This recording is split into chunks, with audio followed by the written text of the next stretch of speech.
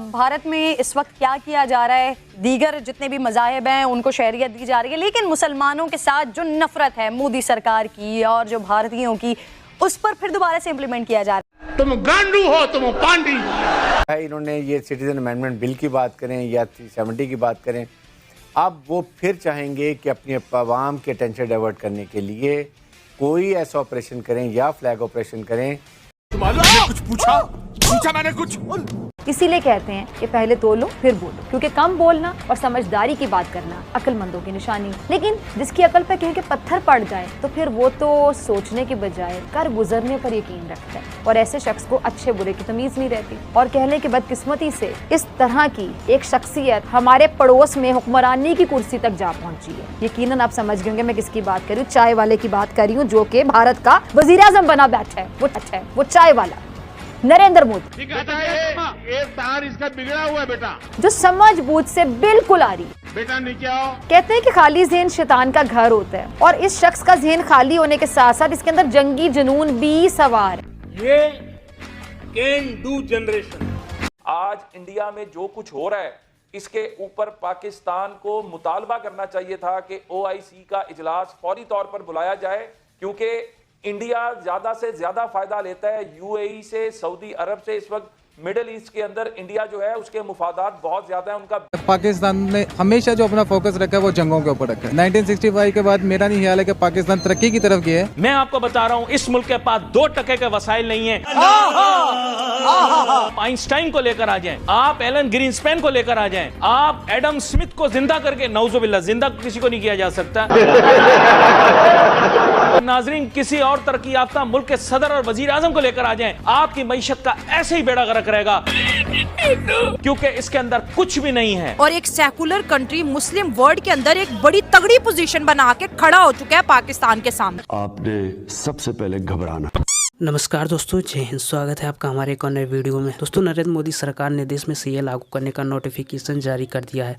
दोस्तों, CA के लागू होती ही बगैर दस्तावेज के अब पाकिस्तान, अफगानिस्तान और बांग्लादेश से आए हिंदुओं और सिखों को नागरिकता मिलेगी। दोस्तों, हाल ही में गृह मंत्री अमित शाह के अपने चुनावी भाषणों में कई बार नागरिकता संशोधन कानून को लागू करने की बात कर चुके थे।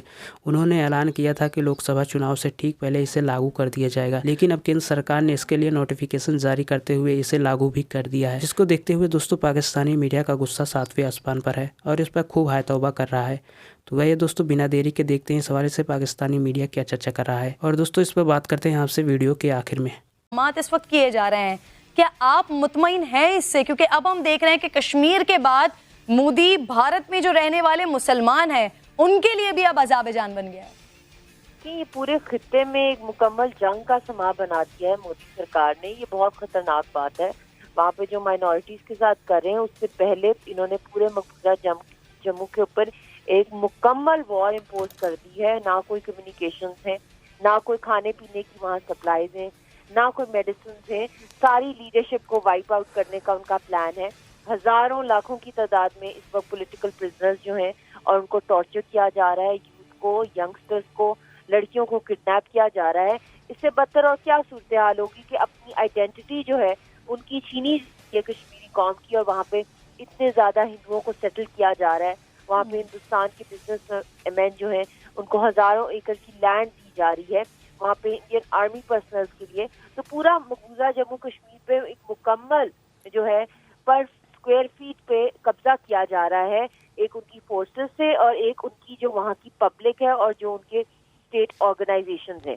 अब इस वक्त पाकिस्तान की सारा फोकस होना चाहिए पाकिस्तान की सरकार का कि एक तो सबसे पहले ऑल पार्टीज कॉन्फ्रेंस होनी चाहिए थी, और उसके लिए एक माहौल क्रिएट किया जाता है, जो सबसे बड़ी बात है। मिशाल आपको कोई इसका हल नजर आता है? अगर हम हिंदुस्तान की सिचुएशन देखते हैं, मिशाल आपको मेरी आवाज आ रही है? आप मुझे बताएं, ये जो आप मंजर कशी कर रही हैं पिछले 4 महीने से, 5 अगस्त के बाद से मुसलसल हम देख रहे हैं, मुसलसल चिल्ला के भी थक गए कि कश्मीर में क्या हो रहा है। अब आप अगर हिंदुस्तान की हम सिचुएशन देखते हैं, उस पर बात करते हैं, आपको कोई इसका हल नजर आता है? बीजेपी को देखिए, हिंदुस्तान पर हुक्मरानी है उनकी, जो दिल चाहे जो मर्जी कर सकते हैं। दीगर जो बैरूनी ताकतें हैं उनके अपने अपने मफादात हैं, अपने अपने उनके साथ उनके ट्रेड के मामलात भारत के साथ चल रहे हैं, फाइनेंशियल उनके साथ मामलात चल रहे हैं। तो क्या आपको लगता है कि इस मसले का कोई हल निकलेगा या बीजेपी ऐसे ही चली जाएगी जो पिछले कोई 4 महीने से ये हो रहा है और अब पूरे भारत में मुसलमानों के साथ होना शुरू हो गया है?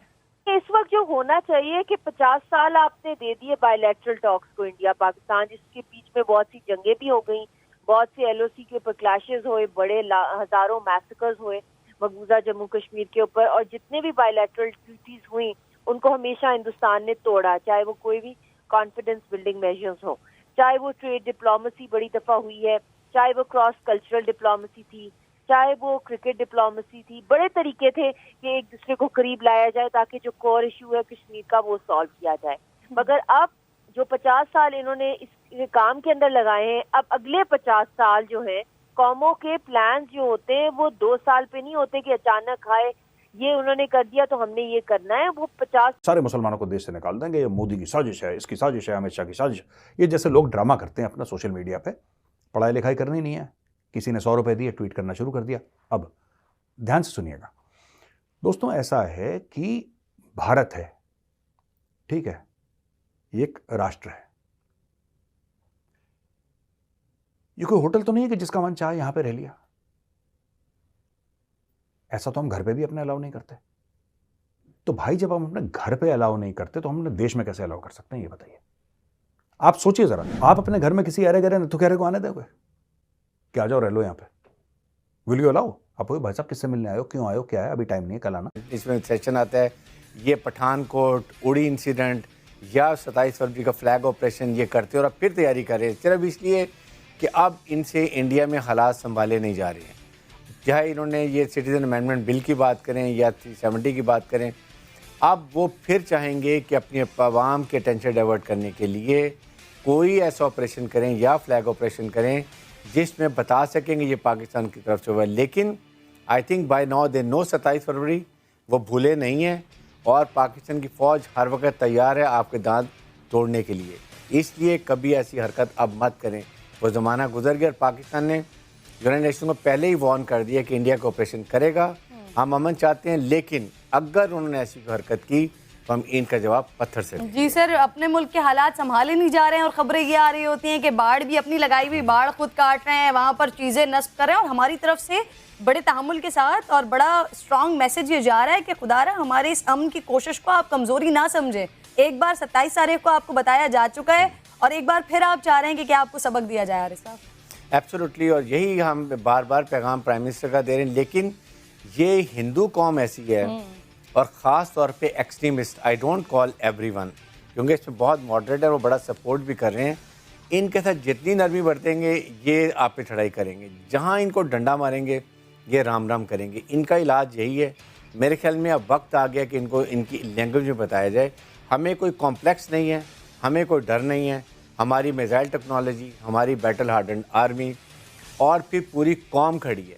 आई थिंक सर एक सिर्फ बात हमारे में कभी कि हमें अभी यूनाइट होके असम्बली में जाएं, एक सेशन ज्वाइन करें, बहुत स्ट्रॉन्ग इंडिया को पैगाम दिया जाए पूरी कौम की तरफ से, अवामी नुमाइंदों की तरफ से कि हम एक कौम हैं, we will fight as a nation, और कभी हमारी तरफ मैली नज़रों से मत देखें।